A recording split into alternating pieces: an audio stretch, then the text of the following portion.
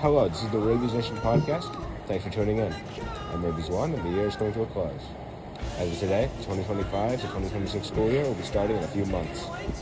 Rabies 2 here. Since we are going to be seniors next year, we really need to think about college applications.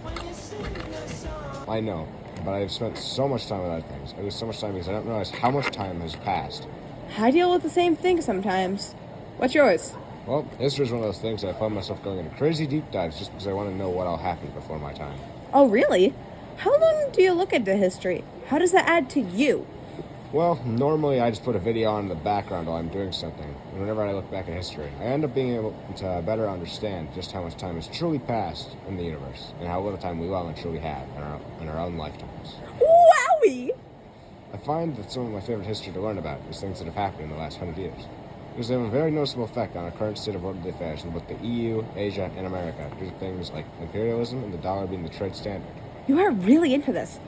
What has helped you be more inclined? Well, YouTube has various content creators who go over those who had major impacts on the battles they fought in that aren't just History Channel or not. For example, YouTubers like the Fat Electrician. History is a cool subject. Would you say it's overall a big part of you?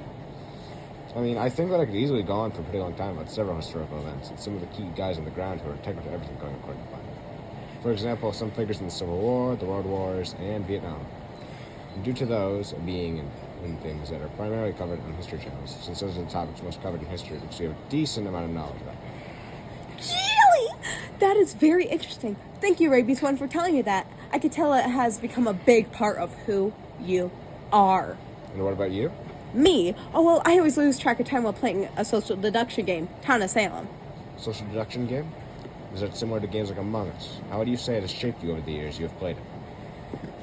It is similar to Among Us in a way, but it's more complex. It's very interactive and has helped me grow as a person with critical thinking skills and made me better at creating strategies. There are so many rules that require different strategies to be used, and to make it even more complex, they are usually played differently in each game mode, which expands my index of thinking further.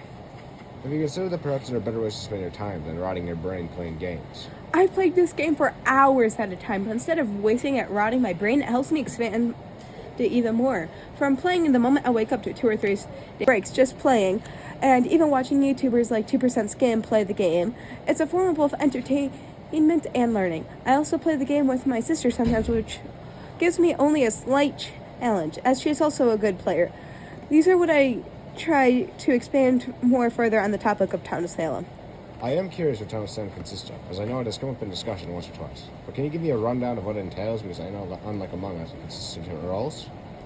Yes, there are different roles which are all a part of certain factions: Town, Mafia, Neutrals, Vampires, and Coven. Having these different roles in these factions mean they're all played differently, which adds more to expanding my skills with these types of things, as I have to think of so much strategies to be the world's greatest Town of Salem player, in which I am. This game has really taken my time from how addictive it is, but overall in a good way. Losing track of time is an obstacle, but I've had greater ones to overcome that made me grow as a person. Like what? I've always found it very difficult to actually believe that whatever I am doing is actually quality work, and will normally just presume that it's terrible because I am unable to do anything well. Hot dang. Have you worked on overcoming this in some way? Have you grown as a person? I know struggling with self-worth issues is really hard. Well, it is difficult that my brain forced me to practically tear apart all my own personal choices and say, hey, this is actually the worst thing ever, and I have terrible taste. Why did I do this? But at some point, I think I just got used to it and decided that other people are probably more important than myself. I see. Chili Cowilikers! That's crazy. Hope you're doing okay. Yeah, but even so, it is probably my own fault I am this way. Just because I'm unable to find anything I am beyond mediocre that would actually matter anyway. When you can't find something you feel confident in, this is the only place you can end up. Overall, what have you learned from this? I've learned that without something to drive you forward, you may end up in a pit of self-pity and despair, which is why I feel people should be given opportunities early on in life to develop personal skills. Do you ever think of committing a crime? Sometimes people do it out of anger, but the correct way to treat people to think of this type of thing is by treating them with care and like a human. Held in prison in Oslo, Norway, is a prison that works on rehabilitating and treating prisoners with care instead of rats, like with rabies.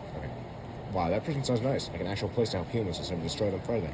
Yep, Halden prison in Norway. I repeat, Halden prison in Norway. Man, I sure love Norway, but my passion for Norway hasn't changed the way other things have. Oh, so can you give me an example of something that changed for you?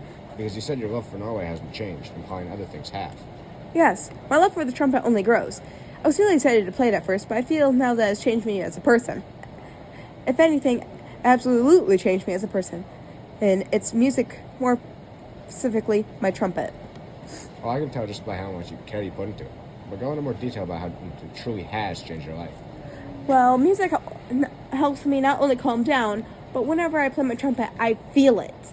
Band is some of my only motivation. Any chance I get to play my trumpet, I will. I've joined both bands at school and jazz bands so I can have more time playing my instrument. What do you think your life would be like without the trumpet? For how important it is to me, I feel like a big part of my life would be gone. I feel like I would not appreciate things as much if it weren't for my trumpet.